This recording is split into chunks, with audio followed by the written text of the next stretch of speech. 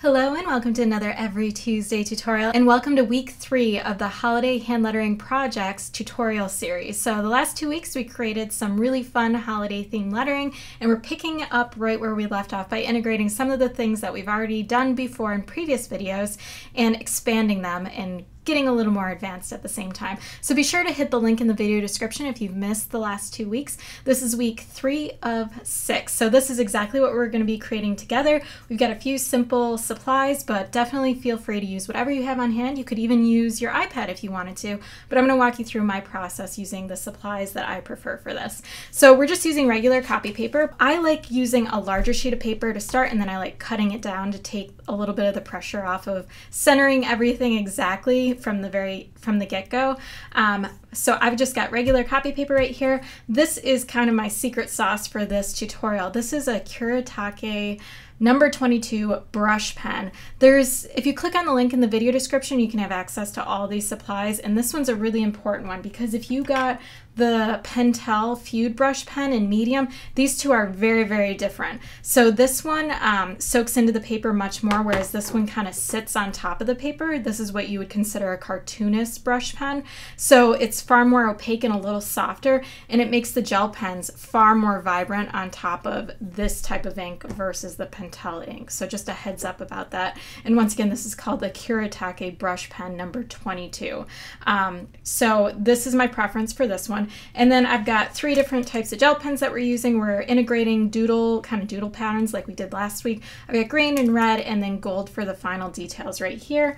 And then I'm using the gray end of the Tombow Fudenosuke twin tip for my gray shadows. And then I'm using a Micron O2, which is a 0.3 millimeter line for my floating shadows right here. So I'm gonna walk you through everything. The doodles are really simple. They're very similar to what we did. So all you have is a stem, and then you've got curved leaves right here. And it's going to be really tiny because we're packing a lot of detail into these areas. So just a heads up about that. Just keep it nice and simple, and everything will be more readable that way as well. So I'm just going to set this over here and we're going to get started. So the first thing that I like to do with this brush pen is I give it a really good squeeze at the very beginning, and you can kind of see the ink moving through the chamber right here. And then I like doing a few simple brush strokes just to make sure that it's nice and opaque. As the ink runs a little dry, you're going to get very textured edges, and if you want smoother edges like I did right here, you're going to want to make sure you've got a healthy ink flow coming through the brush pen. So I give it a few really good squeezes before I get started. Okay, so I'm just going to draw this out and then I'll be right back.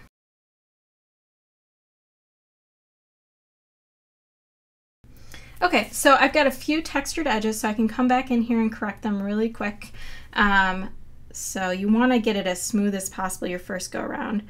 But if you have any edges you want to correct right away, make sure you do it while everything's still kind of wet. Okay, so this ink dries super fast, so it's already looking pretty dry to me, which is really nice. We can just keep moving right along.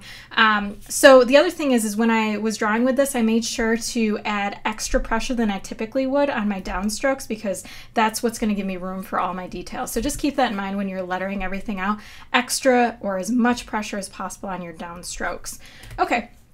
So now we're going to put in our gray areas. I like saving the gel pens for last because they take a little bit longer to dry and it's really easy to smudge them as you move along. So we're going to get all the foundation work done first, and then we're going to put in our details and we'll finish everything up. So with the gray end, my biggest tip right here, we talked about this in week 1, is making sure that you want to try your best. I know that it can be very difficult to do, even for me. You want to try and do it in one stroke because if you have to go back and fill in any little areas, you're going to darken up the gray that's already there. And then the viewer's attention could be distracted and head there because it's a darker area and you might not want them going there. So just try and add your gray in one fell swoop, like one stroke.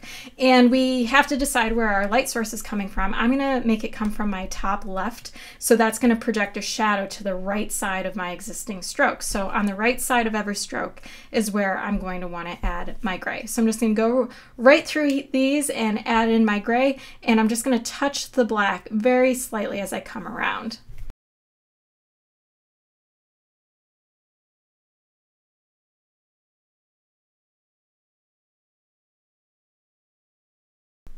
Okay, so we've got our gray all added in, and now we're going to add in our floating shadow using our Micron fine tip pen. So the main thing you want to remember for this is you're just going to follow wherever your gray is, you're just going to draw a line right next to it, but you want to, whatever distance you decide to go away from the gray, you just want to make sure it's consistent throughout as you move along.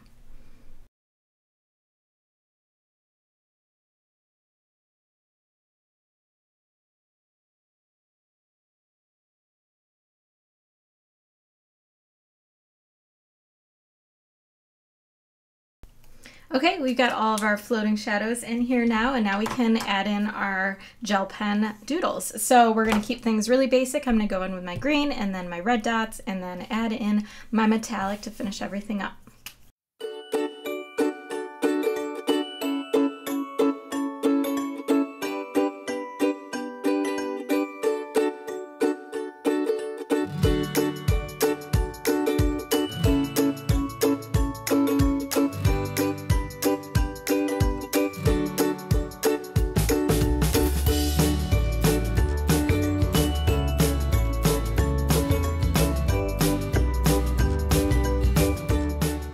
Okay, and that concludes week 3 of our holiday hand lettering project tutorial series. Once again, make sure you hit the link in the video description. You can have access to all the supplies mentioned as well as the previous 2 videos in this series. If you enjoyed this tutorial, please subscribe. I release a new design tutorial every single Tuesday, and don't forget to head on over to my blog, every-tuesday.com, for even more design tutorials and a bunch of design freebies. And if you are following along with this series and creating artwork that you plan to post on Instagram, I'd love to see it. Please tag me. My handle is @everytuesday and use the hashtag HolidayHandLetteringPROJ for project. Thanks again for watching, and I will see you next week.